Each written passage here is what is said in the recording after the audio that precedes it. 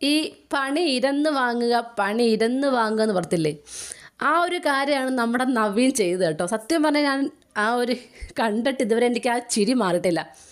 കാര്യം എന്ന് പറഞ്ഞാൽ ചോദിച്ച് വാങ്ങിച്ചൊരു പണി, നമ്മുടെ ലാലേട്ടൻ നല്ല അടിപൊളി ഒരു പണി നവീന് കൊടുത്തു കേട്ടോ. അതായത് പണിപ്പൂര് ടാസ്കിൽ പോകാൻ താല്പര്യമില്ലാത്ത ആളുകളുണ്ടോ ചോദിച്ചു. അപ്പോൾ ഈ കഴിഞ്ഞ ടാസ്കിൽ ആർക്കും 1-2 പേർക്ക് പോകാൻ താല്പര്യമില്ലെന്ന് പറഞ്ഞിരുന്നു. അപ്പോൾ അവരോട് ലാലൻ ചോദിച്ചു ആരൊക്കെയാണ് പോകാൻ താല്പര്യമില്ല എന്ന് പറഞ്ഞത് എന്ന് പറഞ്ഞുകൊണ്ട് ശൈത്യയോടും നമ്മുടെ ബിൻസിയോടും ഒക്കെ ചോദിക്കുന്നുണ്ട്. അപ്പം അവർ പറഞ്ഞു, അവരൊക്കെ ഓരോ റീസൺ പറയുന്നു.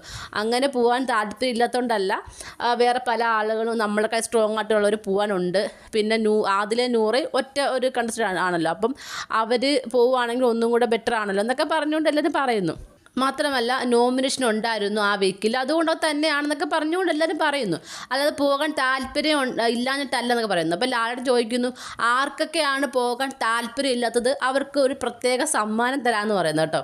അപ്പോൾ എല്ലാവർക്കും മനസ്സിലായി എന്തോ ഒരു പണി തരാൻ വേണ്ടിയിട്ടാണെന്ന് കേട്ടോ. ഈ നവീൻ മനസ്സിലായില്ല, ഇനി മനസ്സിലായിട്ടും മനസ്സിലാകാത്ത പോലെ നിന്നെയാണെന്ന് എനിക്കറിയാൻ വയ്യ. ആൾ ചാടി എണിച്ചിട്ട് പറയണം എനിക്ക് താല്പര്യമില്ല, സമ്മാനം കിട്ടാനാണെങ്കിൽ എനിക്ക് താല്പര്യമില്ലെന്ന്. അപ്പോൾ ലാലേട്ടൻ പറയും ഇനി ഒരു പ്രാവശ്യം പോലും ഈ പണിപ്പൂര് ടാസ്കിൽ പറ്റില്ല പോകാൻ, അതിനകത്ത് കയറി ഇഷ്ടമുള്ള സാധനം എടുക്കാൻ പറ്റില്ല എന്ന് പറഞ്ഞ്. സത്യം പറഞ്ഞാൽ നിവിൻ ബ്ലിങ്ങെന്നായില്ലേ, ആ ഒരു രീതിയിലായിരുന്നു നിവീൻ്റെ മുഖം. ഇത്രയും വലിയ പണി വേണ്ടായിരുന്നു എന്ന രീതിയിൽ. ഇത് പണി ചോദിച്ച് വാങ്ങിച്ചതാ. എല്ലാവർക്കും കാര്യം മനസ്സിലായി എന്തോ ഒരു പണി കിട്ടാൻ വേണ്ടിയിട്ടാന്ന്. എന്നിട്ട് ഈ നിവിന് കാര്യം മനസ്സിലായില്ല, ഉടനെ നിവിൻ ചോദിച്ച് മേടിച്ചു. എന്തായാലും ഇത് നിവിൻ ഒന്നൊന്നര പണി ചോദിച്ച് മേടിച്ചതായിട്ടാണ് എനിക്ക് തോന്നിയത്. നിങ്ങൾക്ക് എന്താണ് തോന്നിയത്? നിങ്ങളുടെ അഭിപ്രായങ്ങൾ താഴെ കമൻറ്റ് ബോക്സിൽ മറക്കാതെ രേഖപ്പെടുത്തണം കേട്ടോ.